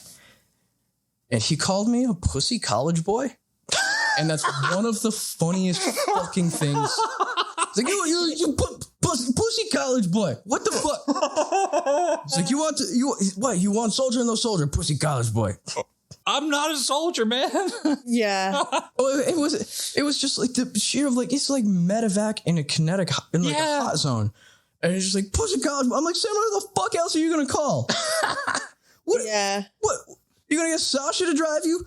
Like, no. I saw Sasha almost hit another truck. It was 3 inches away from him. It was, Sasha, what happened? Oh, I fell asleep. Sasha, that's the only other driver here. So he calls me a pussy college boy. And then his English runs out and he says, don't worry, and gets Google Translate out and says, you can live your life of comfort. In the hospital. This is so comfortable right now. Dog, it's 2 miles away from the position, and I'm gonna be on the position. It's just like, okay, sure. I didn't say anything back. Because we were in a truck, and I was like, what? Okay. So that infuriates everybody again, believe it or not. Yeah. But I'm still like, if Reg is staying, then I'm not gonna leave because he's my boy, and now we're good friends, and I'm not gonna leave him. Wow. So later that day, we stole the colonel's car for a laugh. Kind of hey, let's show him what we can do. So we piled all our weapons and then all of our rock. Well, first we had to find a car, right? So we just go on the base and look for a car that has the keys left in it. And there's one. There's actually all of them. Time for a joyride. Yeah. So we find the car we like. And then some guy comes over who was also named Sasha. And he goes, I drive. I'm driver. Like, you need to go somewhere, I'll be the driver. That's my job. Because he was the colonel's driver. And we just were trying to steal the colonel's car. So he's like, awesome, love it. Yeah. Pile all our weapons into the car. One of us goes, And our plan at this point was to push the front, whatever the fuck that meant, and just go see what we could see. Yeah. They checked in with me. They were like, hey, Cody, do you want to do this? Like, are you cool with this? Because that was always the gut check guy. Yeah. I was like, fuck yeah, that's awesome. Let's go. So we get in, we have a think, and we're like, no, that's stupid. We can't bring the rockets. So we take the rockets out. And then we go, Sasha, we're ready to go. And he goes, okay, where? We go, the front. Huh? Hill. You know, go. We go, okay. So he drives there. On the way, there's a checkpoint. So we roll up, this window rolls down. Sasha just looks at us like, I don't know fucking password. Like, this is you. You guys, password? I'm just going, huh? Where are you going? What? What are you going to do? All right. I'm just like, cool, I fucking love Ukraine. I fucking love it. What the hell? Anyways, on the way there, I make the pitch because of course I do. I'm this guy. I'm like, we should stop in and just tell someone because the colonel wasn't there. Yeah, because you stole his car. Yeah, it would basically just be like, because they weren't answering their phones. We're like, we're doing stuff. Bye. As we're pulled over and two dudes are doing that, the colonel comes up behind us. That becomes a thing. He followed you? Yeah, I figured it out pretty quick. Yeah, somebody may have mentioned that, like, why is the armory in your car now? What the And where are they going again? What the hell is wrong with you? So, me? Yeah. I don't know. Trying to have fun, dude. All right. So at this point, the only thing I care about is the guys I'm with. Yeah. And the fact that I'm their medic. Yeah. Just to be real about that. Yeah, no, for sure. Because the whole thing was just fucking retarded. Yeah. And there's so much I'm leaving out, too. Yeah, of course. You've told me some of the stuff you've left out. Yeah, and that's only for time. Yeah. The colonel comes up behind us. He starts to try to yell at us. Crop gets out, goes over to the colonel and goes, I know you don't understand English. You will fucking understand this. Blah, blah, blah, blah, blah. Suka, suka, blah. Goes on that for a minute or two. The colonel looks at him like, okay, I understand. And then goes and starts screaming at the driver. Because this is also a theme that we found out was that if you just yell back, they don't know how to deal with it. And I think that's a relic of the Soviets where like, well, I'll just kill you if you don't do what I say. Yeah. So you're going to do what I say. So anyways, the rest of the command comes to us and it's a thing. We're not allowed to steal the colonel's car. Whatever. Yeah. Right then and there they go, who's staying and who's leaving? We need to know right now. Crop and Reg say, we're staying. The rest of us say, we're fucking out of here. Yeah. Fuck you guys. We tried to do something good. And I got called a pussy college boy. Yeah, and I got called a pussy college boy, so fuck you. And the colonel says, great. Honestly, I understand. I do. And we'll arrange transport somehow. Then he turns to the other two and say, okay, so the news is going to be here in like 10 minutes. So like, have something to say because they're your news agency. Just don't mention this. Yeah. I'm willing to bet that a lot of Americans who are listening have seen this broadcast. Crop and Reg were in it. Again, just Google Igor Lapin. He had a news crew follow him the whole time. So we get back to base. I somehow have the idea. I'm wondering who Samurai is. That's how it is. I'm wondering who Samurai is. Yeah. And Igor Lapin's not pulling up much, except I know he's a politician. Okay. Why isn't it pulling up much? Like politicians have stuff written about them. Right. Yeah. And then just clicks. It's Cyrillic alphabet. Yeah. Google Igor Lapin in Cyrillic. And wow. So long story short, this entire battalion, the head of it, Samurai, Igor Lapin, and many of the other players were members of the ADAR battalion that in 2014 was so out of control that the federal government in Kyiv had to come in and shut them down by force. Holy shit. Amnesty International opened an investigation on them. And I believe it's still open just because nothing came of it. After reading their accusations, the head of the ADAR battalion made the response to them, a formal response, that this is not Europe. This is Ukraine, and we do things a little differently here. For example, if I just don't like you, I can have you taken away and put in a basement for up to 30 days with a bag over your head if you want. What the fuck? Also, they're neo-Nazis. Also, reading more about the stories and accusations from people, there was one guy who they found. Basically, the battalion, during a firefight, abandoned one of their guys. He got trapped in a town, strapped a grenade to his vest so that when they opened his vest to take it off, he would kill people. And he did. He killed a lot of people, and that's a legitimately very heroic thing. Read that and was like, wow, that's super interesting, because Samurai taught us how to do that in fucking class. Wow. He goes, wow, yeah, so this guy is hero. And it turns out Samurai is the one who abandoned him. Jesus fuck. And, you know, it's like, oh, I know that's him because they told me how to do that. Like, that grounds this. Anyways, the guy who they did the interview with for this article was later found stabbed to death by a car, which is understandable. A car as in not a car. No, so his cause of death was being hit by a car and run over, but his body had like 17 stab wounds. Oh, my. Oh. Which, like, the news article is just like, cause of death was a car. Also, isn't it interesting? He had like all these stab wounds. Holy shit. Just a coincidence. So basically, that's what finally convinces the rest of them, or, you know, Reg, to be like, oh shit, I'm not going to do this for neo-Nazis. Yeah. So we all get back to the base, and the command comes to us and says, all right, so you're all leaving. How the fuck do you plan to leave? And we go, what? What? No, you're asking us how we plan to get from Donbass to literally anywhere? Because, like, we can't steal a car again. You've made that clear. Luckily, Griff, who was just like a 6'2", charming Brit. He's from West England or Wales. He's been trying to hit on this Ukrainian girl forever, and she was a member of the battalion. She was a press girl, and she was coming by the next day.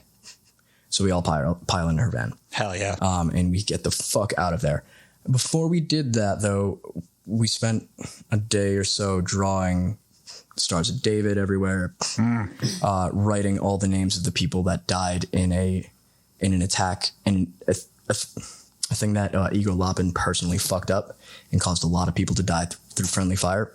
We wrote all their names in Cyrillic everywhere. It just didn't, you know, leave the best impression. And then, like, our trip got delayed a little bit, so we were like, we gotta sit in this. Then the last thing one of them says to us, because a lot of them were cordial with us. Yeah. A lot of them were just like, look, I'm here to do my job. You fucking Americans, you Westerners, you don't get how it works here. Like, but I'm going to do my job to the best of my ability. I really applaud that. One of them says to us, see you in the next life. Jesus. That trips all of us. We're like, is that a thing you say?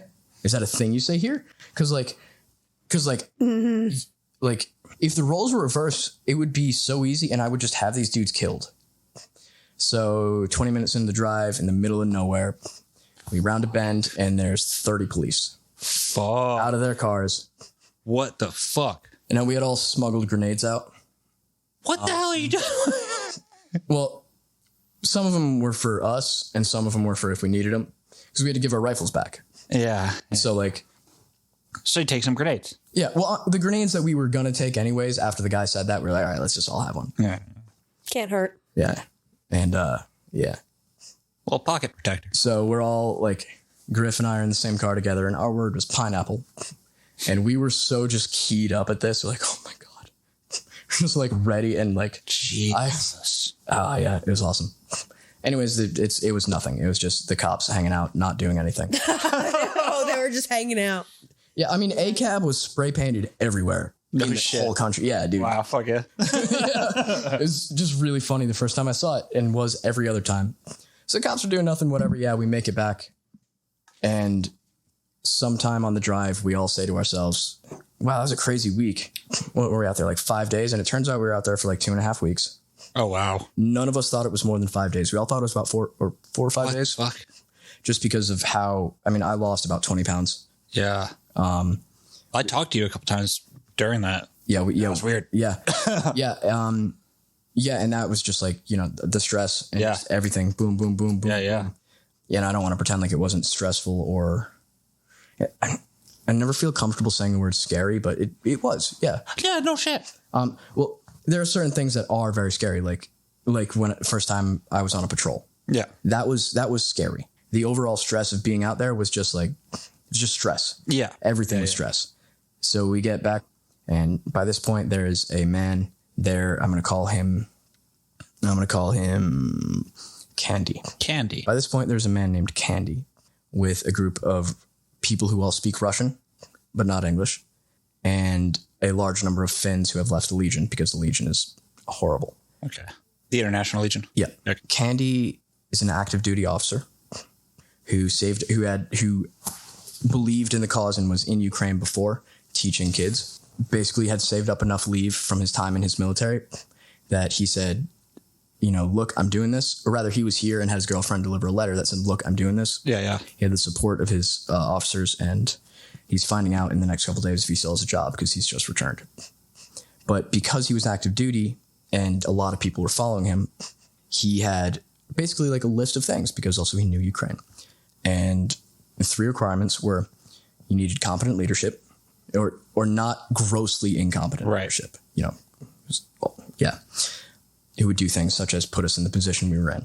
Right. And then refuse to do things as let us move forward and make good defenses. No Nazi. You can't be a Nazi. No Nazis. Yeah. No, none of that. No Nazis. I like it. And adequate supplies and equipment. Yeah, also good. There were, at which point, we had a debrief the day we got back. Around this time, I had come to realize that all those weapons, that was the armory. We were sleeping in the armory. That was for everybody there. Everybody had their own AKs that they always had on them. It's just we had all the ammo in our room, and we thought it was cool, so they let us think that. Same with all the rockets. Yeah. And, they were definitely fucking Nazis. Oh, and I'm sorry, I didn't see a single helmet when I was out there either. Because they would ask about equipment. I'm like, everybody had rifles, cleaning kits and all the rifles. Like, there was, honestly, the equipment was, and then he just mentioned something about helmets, and I was like, oh my God, I didn't see a single fucking helmet. My goodness. So yeah, Candy looked like he was going to cry because he had just left Kyiv where a similar thing had happened. And then before that, he was in Legion where one of the top commanders there was just grossly incompetent. So from there, we follow Candy. Always follow the Candy. Mm-hmm. All right. Can I rip that? Yeah. But we're moving on to the parts that are more sense where I did good work with good people. Good. And I don't want them to come under any sort of scrutiny. Yeah. Sure. So we're going to be much more vague about this last stretch. Yeah. Yeah. Okay. Also going to leave that in for the audience. I'm such a fucking slut for water. So we get back. There's a new officer who's a lieutenant directly in charge of us, and then a new colonel who's Colonel Sanders, we call him. And they're just charmers. Better than the last guys. I mean, it doesn't take much. I mean, look, Samurai killed a lot of people, a lot of Russians, and so did Igor Lopin. And I'll be honest too about. Here's the other thing: is people talk about these militias, right? They're the only reason Ukraine is still a country. They're the only reason Ukraine was able to defend itself. So they played a huge part, and that's really important to understand. Yeah. Mm-hmm. Briefly, me and you were talking about this the other night, where a lot, like in the early stages of the war, it was all people heard about over here. It was the news cycle, right? And then it fades out. But unlike one of the things I realized from talking to you and stuff is that in the early stages of the war, that was the Ghost of Kyiv era. Mm-hmm. And then shit gets dirty. Shit gets ugly. Shit gets what people don't want to fucking hear about from all sides. War isn't what the propaganda says it is. No matter what era, where there's a lot of badness in every human, no matter what side of invisible lines they happen to be on. Mm-hmm. Yeah. I have no frame of reference, right, for what it looks like or looked like on this side. I haven't really spoken with people about the war, asking their opinions. People I've spoken with are curious about my experience. Yeah. I do also, while we're here and I'm mentioning the ADAR battalion, I do want to mention the other one that people ask about. The Azov battalion. Yep. Yeah. Well, I was going to say, a lot of shit I saw was, especially online and stuff. It's either people dying on the hill of the Azovs aren't Nazis, or they're Nazis, and that's why we shouldn't care about the entirety of the country, right? It's that just that extreme black and white binary fucking thinking that people get into, especially on the internet. So here's what I'll say. So the word Nazi in Ukrainian means nation, right? So a toast Slava Nazi, or an expression Slava Nazi, means glory to the nation. Yeah. Whether or not there's a wink and a nod, maybe there is, maybe there isn't. I saw a lot of Nazi adjacent iconography. Yeah. And let's keep with things that everybody knows about. The Azov Battalion. Their sticker, their logo is I believe, slightly modified SS logo. Yeah. Their salute stops just short of a Nazi salute. Sure. It's a hand on the chest. Yeah, yeah. They're also the only unit I have seen in the entire country that is multicultural and multigendered for its fighters. Interesting. Mm-hmm. Mm-hmm. Outside of the Azov Battalion, I did not run into a single female fighter. I ran into many. And in the Azov Battalion, I ran into several. I did not see a single Asian person except in Azov. Yeah. And yeah, I got the vibe that despite all the politics, if you were there to fight, they were there to help you fight. Yeah, yeah. And that's very understandable. Sure. Beyond that, I honestly don't know. Right. It's such a large issue that it's somewhat hard to speak about. It's impossible. Because I don't want to act as if I don't want people listening to think I have any sort of authority or I'm. Yeah, no, none of us do. Yeah, none of us do. Not at all. Nice. We're just talking about our personal experience. We're idiots in the basement. One of us just happened to be in Ukraine for a few months. This is such a nice basement. Mm-hmm. So yeah, that's what I got to say about the militias. And then we started talking about all the craziness we saw, and they kept telling us to shut up. Also, you're not allowed to leave the base, so we just started hopping the fence. And we taught all the other Westerners to do that too. Eventually, they kicked us out. So we also said we were going to quit, and paperwork took forever. Yeah. So we caused such a stink, and this short little officer, who's just a mouse of a human, had to deal with us, and it was really funny to watch him try to navigate that. We got drunk. They tried to punish us and say, "You're soldiers. Why are you drinking?" And one of us said back, "It's like, well, it's encouraged in our armies." Yeah, because we're soldiers. Yeah, it helps bonding. And looked at his boss, who thought was going to, say, well, fuck you. Yeah. You're still going to jail. And his boss was like, "Oh, sounds like a good idea, actually." Yeah, I could do that. But that's also where I ran into that circular logic of that, like, just Soviet ideology of just circular arguments. Hey, he posted the picture on Instagram. Hey, shouldn't have done that. Well, the hill got attacked a couple days ago. Yeah, it's crazy. So he posted sensitive information on Instagram. Yeah, he did that. Well, he's an officer. Well, yeah, we wouldn't have officers that do irresponsible things. And just like to have that argument with a person, it's just one of the craziest things I've ever been part of. Wow. Anyways, they kicked us out. Okay. They said we would get you hotels and transport. Just come downstairs. We went downstairs with all the shit. And they said, "Get the fuck out." And we were like, "Oh." And no, we weren't. We caused a scene there too. It was awesome. They don't like us. They really don't like us. They kicked us out on the street. And I'm not mad about it because those two Americans that everybody's seen on the news that were captured were from that battalion. I know them. So that's that unit. From there, we follow. So it's a good thing you weren't part of that. Yeah. Yeah. Yeah. Yeah. Yeah. So from there, Candy has been making strides to do something meaningful. Yeah. And it was his last endeavor before he just kind of packed it and went home. Yeah. Yeah. His work bears fruit in Kyiv. We go up there. There's some other foreign volunteers there. And they have been running operations pretty constantly in Kharkiv. We spend about 3 or 4 days in Kyiv. And at this point, we've been working together for about 3 to 4 weeks. My team. And all of us, we're a full-size platoon now. We operate fairly well. So in Kyiv, there's the Russian speakers. They're divided up between them and the Westerners. But these guys are in an operational lull because they just lost some command. They've done pretty significant fighting, like close-in fighting. And they're on R&R, basically. So we're bored for about a week or so before we're just like, all right, just please fucking send us to Kharkiv so we can, I don't know, have fun. Like, because it sucks here. So they send us to Kharkiv. And that's where I spent the second half of my trip. Yeah, yeah. So I'm not quite certain how much I'm comfortable saying. I know what I can say. Yeah, you don't. In terms of comfort levels, I worked with the Special Operations Department. It was a newly formed unit of people from the territorial defense that was grabbed. So I did work with Cord, but I was not like operating with them or the Alpha Group or any people like that. We worked alongside those people, but we were not that. And I'm not going to say we were, even though we fall under the same umbrella. Sure. So we are in a basement in Kharkiv, and there's shelling every night in the city. The city's a ghost town. And we start to actually do real meaningful things up north. Kharkiv is 25 miles from Russia. Yep.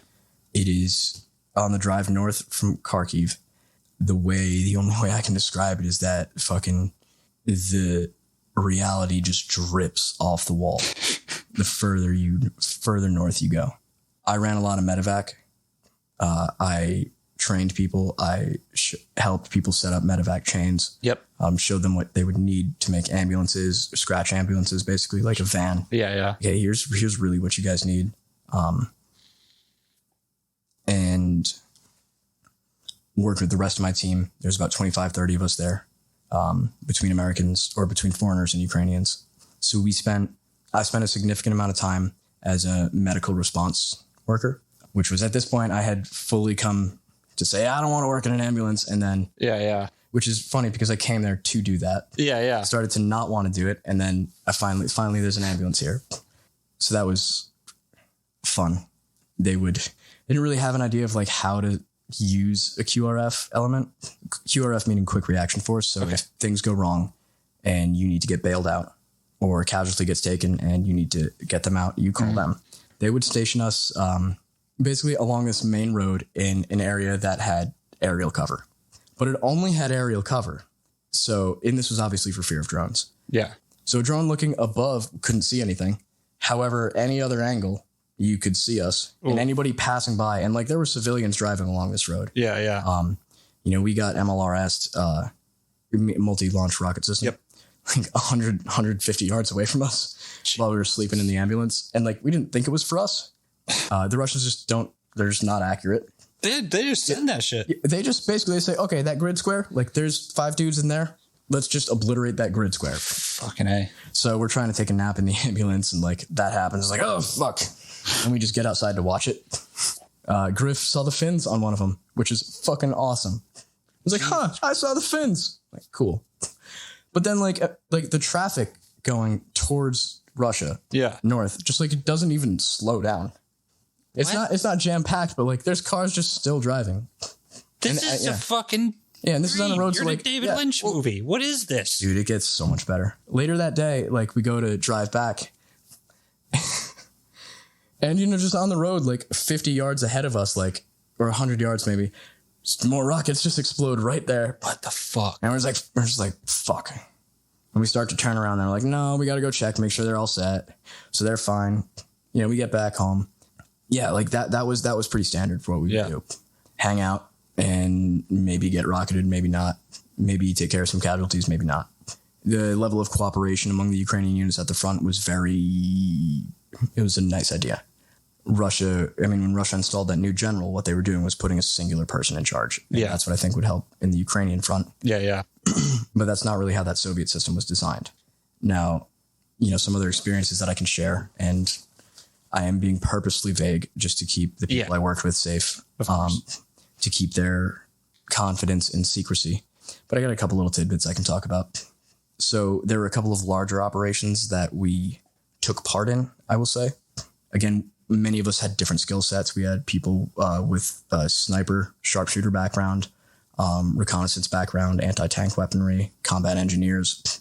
And we were good at working together well. We communicated amongst ourselves very well. And we had, except for me, had formal military training. So it was an asset. So there was, in an area north of the city, things are kinetic. That's where the front is. And so I was QRF medical response. I was the 911 for an area. Yeah. And I argued that because my friends were involved in this operation, that I need to be closer.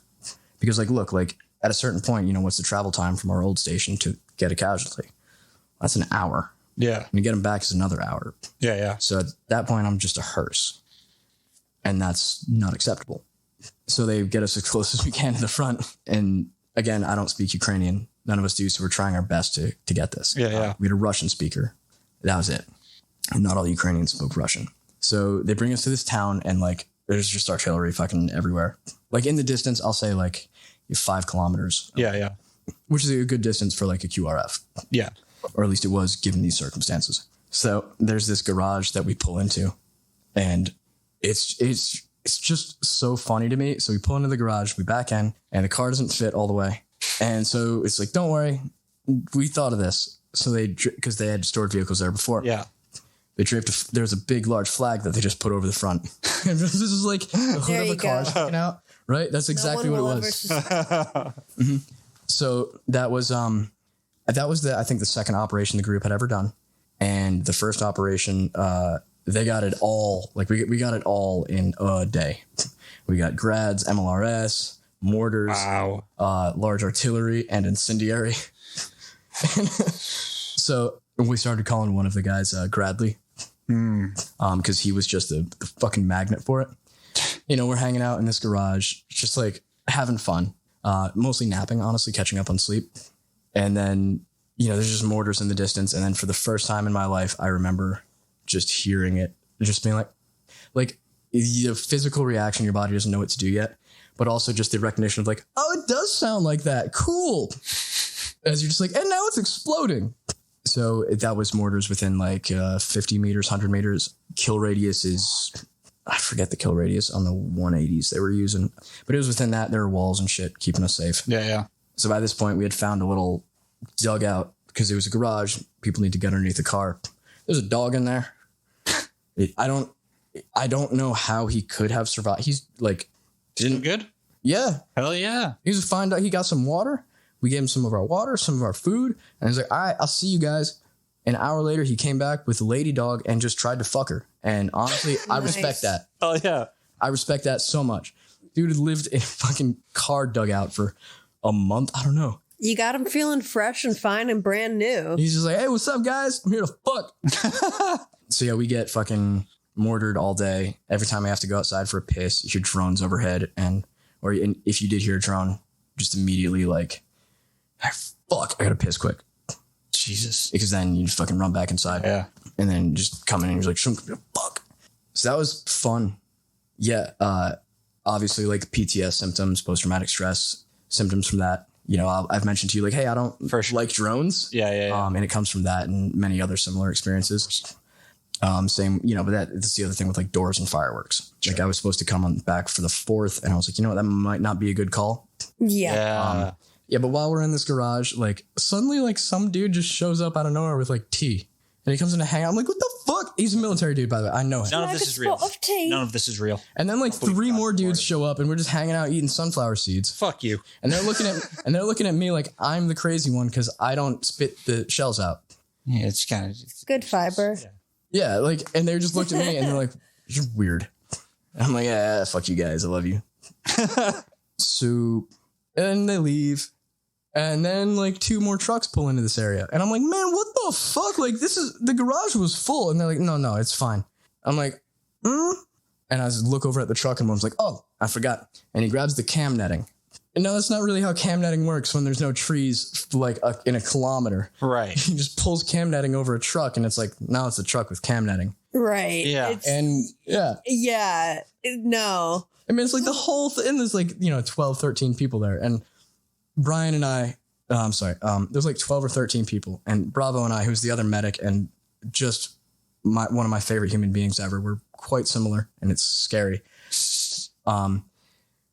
He had worked with this unit for the past several months. We met him there and he'd been to Afghanistan before. And we're just sitting there being like, man, what the fuck? And then all the Ukrainians get out, like, we're getting ready to leave. And we're like, all right, cool. We get in the ambulance. And then like they all start running back in. But they run past us. Brian just looks at me. He's like, hey, say psych, man.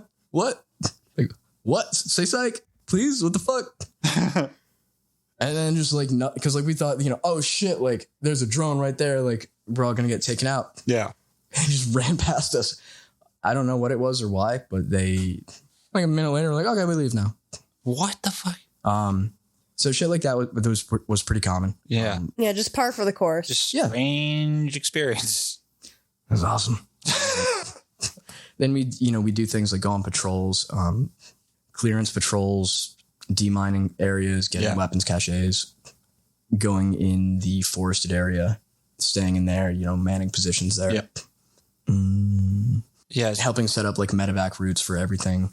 Yeah. Doing my best to make myself heard. I hope they retained some of that. I don't know if they did. Yeah. I mean, at a certain point we were on the front in a wooded area. And I have to say, like, we lived in a basement for 2.5 months. Yeah. 2-hour blocks where 4 people could go out. Or I'm sorry, hour block where someone could go out. Yeah. No, it was 2-hour blocks where 4 people could leave. That was all the time out we got until like they got a little more safe and secure about it. So like we were like, I say that not because like, woe is me, like it's fine. It's honestly fine. Yeah. But because we were so ready to do literally anything. Yeah. Like, fuck that basement. I do not give a single shit. Yeah. So you only got 2 hours out of it a day. Mm-hmm. Yeah. Yeah. And not everybody could get out. Right. Yeah. So yeah. And we were only eating buckwheat. God damn it. And yeah. But yeah, it got to the point where we were in the woods for a couple days, and like eventually one of our commanders he just said, all right, we're going to go do something. They gave me, they gave an inch and I'm going to take a mile.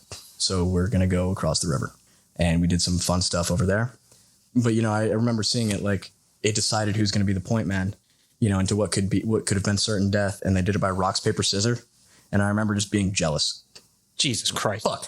I want to go with them. Yeah, I want to get out of this fucking basement. No, that wasn't the basement. This was we were all in the woods at this point, and all of us like went forward. He just wanted to do the dangerous shit. Yeah, I was like, I want to go, you guys. This seems fun. So we did a lot of stuff up in Kharkiv, and I kind of gave a vibe for what's going on. Yeah, couple experiences which were, I don't want to say negative because at the time they were honestly the greatest experiences of my life.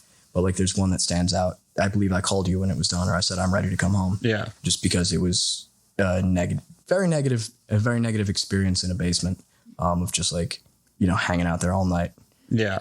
With like artillery going off, and you can't tell the sound of like how far away it is when you're in a basement, and just in the morning, just seeing like every single house around us was hit.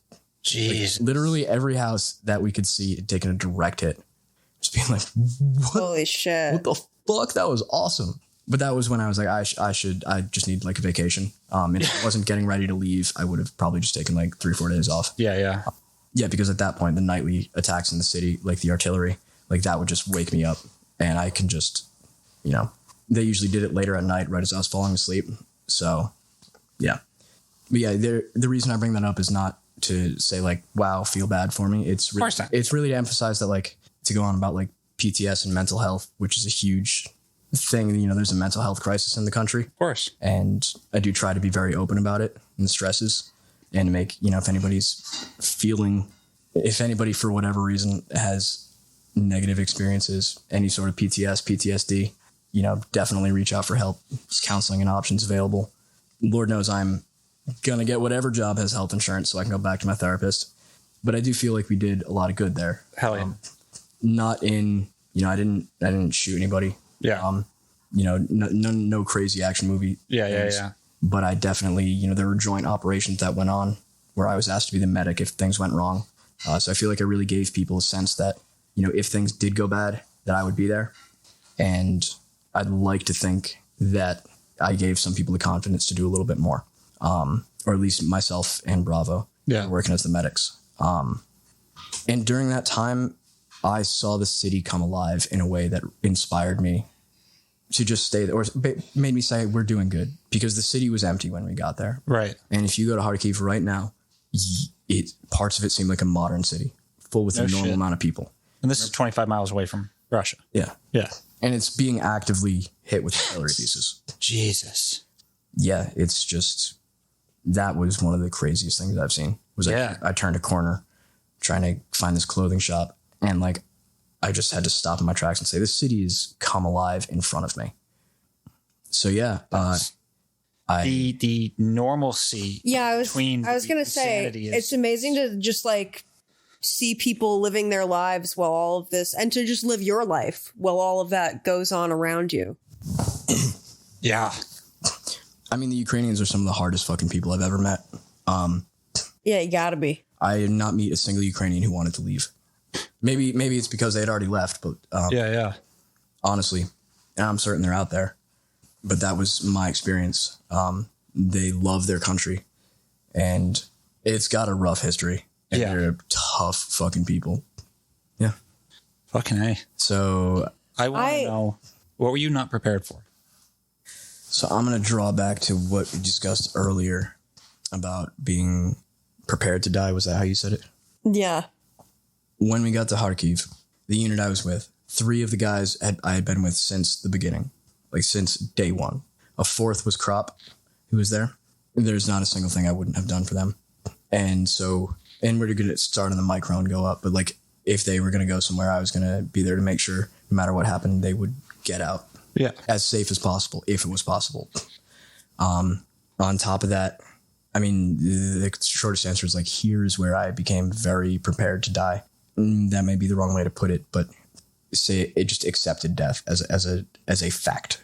Yeah. Like, and there was a moment that I haven't talked about, and I'm going to keep it vague, where some of my friends were in trouble, and we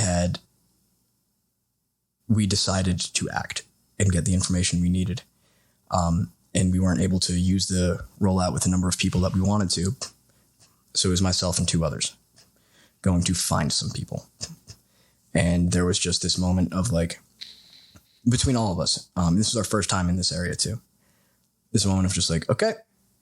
And you just like, and it happened simultaneously because we hit this area where like, if they want to kill us, before we got to this one area on the path, we're like, yeah, if they're here, we might all fucking die, but like, this will be a great fight. You know, we have a significant amount of firepower. And then we get to this area and we just look at it and then look at each other at the same time and then just shrug because it's the greatest ambush spot you could possibly imagine. And, you know, just like, oh, okay, keep walking. You know, so things like that is just, that's the difference between like being prepared to die and just like saying it doesn't quite, I don't want to say it doesn't matter. Yeah, well, it's like, you know, every time you get in the car, there's an increased risk of death. You know, there's a chance that your life will be taken from you at any point. But to have it be so in your face is what's different. But it is true that, you know, the inevitability of your own mortality is ever present, no matter really if you're in a war zone or if you're driving down the highway. That's the place where it's not hidden. It's just kind of, it's understood in the front of the front of the experience. Yeah. Versus in a car, like no one thinks about that. Right. The fairly constant artillery helped prep like all of us. It definitely helped prep myself for that. Yeah. Especially like close artillery on me with drones overhead. There's a certain point, like, well, I'm in a hole. It's either going to hit me or it's not. Right. There's a cone of shrapnel. You'll get concussion, but like the shrapnel's what will likely kill you beyond a certain range. But you know, at that point, you're just like, whatever. Maybe it will, maybe it won't. Not really much I can do. Yeah, so it's out of your control. Yeah. It's that scene. There's a scene in Fight Club that I really love. It's when Brad Pitt is talking to Edward Norton's character. So Edward Norton's talking to Edward Norton. Yeah. And Brad Pitt, he's got him in the car and they're talking about things they wish they had done with their life. And we had a similar discussion, you know, just like casually as friends. But that's not the point that's important. It's what he says after that. And he says, you need to have the power to let that which truly does not matter slide. You know, to let that which you cannot control slide. And there's certain things you just can't control. And I'm here for reasons that I believe in. Right. From soup to nuts. And I'll be honest, I did not think about democracy or any of that when I was over there. Yeah. It was, at this point, it was just all my dudes and this is what we were doing. Right. Maybe it should have borne a little bit more thought, but also this is something I wanted to do since the earliest I can remember. Yeah. Big picture was a good cause. So, you know, I was fine with that. Yeah. I mean, and that's another key point is like from childhood, I had wanted to do these things. Well, I think that's a probably a good place to talk about the tarot. I was literally just thinking about how appropriate the Six of Wands is for that. It is. I mean, it is because it is fulfillment. You know, victory. It's Tifereth, which is the first. It's the mirror of Kether, of the light of the Godhead in the material. It's the Well, it's the sphere of like the higher self. Some people call it the Christ consciousness or whatever. It is Tifereth. And wands, of course, fire is action and, you know, a burning passion for life. Essentially, it's the grid of the soul. It's right. The totality of your being. And when we think of your the perceptible being, the numbers too, like 5. Yeah. Whenever you pull a 5. It's always it's a challenge. It's a great challenge. Yeah. But now we've pulled a 6. We've 6 is the sphere associated with the heart. Yeah. And wands is the sphere associated with drive. Right. The drive of the heart, and I wanted to talk to you, Cody, because you did always want to do that. Yeah. It's what you were trying to do. Yeah. And you fucking did it. You fucking did it very quickly once you decided to. Oh, yeah. And I had a lot of stuff going on in my life. It's one of the easiest get out of jail cards I've ever had. Meanwhile, back at the swamp. Yep. You held it down, though. You did a good job. I held it down. We're here. We're thriving. I cannot thank you enough for that. Of course. Helping make this possible. Of course. I got your back. One of the things I don't think I was prepared for, because I knew that, the acceptance of death in a very real and in your face way is something that you just simply would have to experience. Like you either would or you wouldn't, and you'd either stay or you'd leave after that. Yeah. Was how much I loved it. Really, truly, and deeply. With every single part of my being, I fucking loved it. And that's also something I know a lot of veterans have felt. Yeah. And it's something that is really frowned upon to say. But I did. I really, honest to God, loved it. Like every shitty fucking day. Every time I had to stand in the fucking mud and just like sleep in the rainy mud and get shelled and wonder if next one going to be for us? 4 friends in a basement, five friends in a basement. Well, I think, sorry to interrupt. Yeah, you're good. But when you look back at like some of those awful things and you're like, that's awesome. It's like, what's awesome about it is that you survive. Yeah. That's what makes it so fucking awesome, is that how much more can you appreciate life now? Mm-hmm. That's what's really, I think, something why I would understand someone saying I loved it, because your appreciation for life must be a lot greater now. It brought such a sense of clarity to my life. Clarity, like single-minded clarity and purpose. Yeah. A reason for everything. Everything was simple, everything was deconstructed to its simplest element, and adrenaline is a hell of a drug. Be honest about that too. That's true. I did not have any significant experiences of close personal loss while I was over there. Right. That may definitely, have tainted it. Of course, yeah. And it may in the future if I go back. Yeah. But that is how, those experiences were truly fun. And meaningful, it sounds. Yeah. Yeah. I mean, like one of the craziest things was just 5 of us in a basement, just being like, that was close. Yeah, whatever. It's been a good one. And then just like everybody's kind of just saying a similar thing. And just like, anyways, I don't want to die in this corner. Just get up and go to another corner and just be like 10 minutes, you're cool there. And then just be like, all right, this corner isn't so hot anymore. Yeah.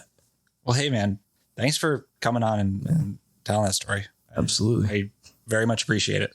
Absolutely. I appreciate you. And, you're right. It's a little taboo to say you enjoy it, but like, it's not my way, but I accept it and I understand it too. Mm-hmm. Like, fucking A. And God damn it, especially your ass, you weren't going there to play soldier. You're the guy with the kid and shit. We need weirdos like you. Yeah. little crazy medic guy. It's true. It's true. Y'all medics are crazy. Yeah. Yeah. All right. Well, I think that's a good place to wrap it up. I think so. Thank you guys so much for listening. Yes, we love you. We love you. Send me some links to put in the show notes. Absolutely. Yeah. Find some links in the show notes if you want to support people doing good work. Support Swampy. Support Swampy. That goes for anybody who you could call Swampy. Yeah. Support your local Swampy. Yeah. Yes. If you like what we do, please leave us a rating and review. Subscribe. Tell your friends. Tell your medics.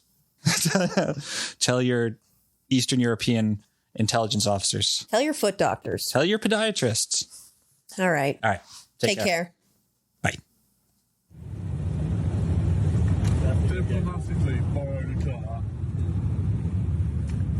to push the front. Is the court martial Ukraine still shooting by fire squad? Fuck knows. Find out. That day we borrowed a car to push the front of our road.